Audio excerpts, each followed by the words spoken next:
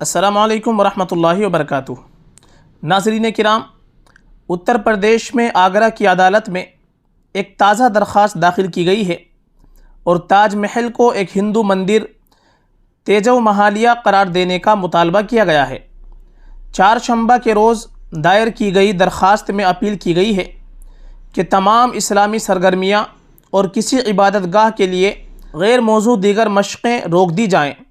اس معاملے کی 9 اپریل کو سماعت ہوگی۔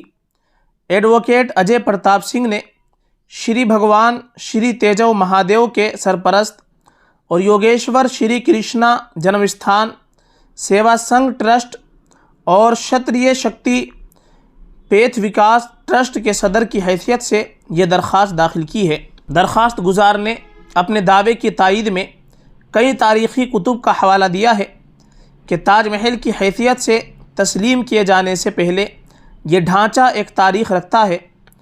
واضح رہے کہ تاج محل کو شیو مندر قرار دینے کے لیے بار بار درخواستیں داخل کی جا رہی ہیں۔ ان میں سے بعض درخواستوں کو مسترد کر دیا گیا ہے جبکہ دیگر ہنوز زیر التوا ہیں۔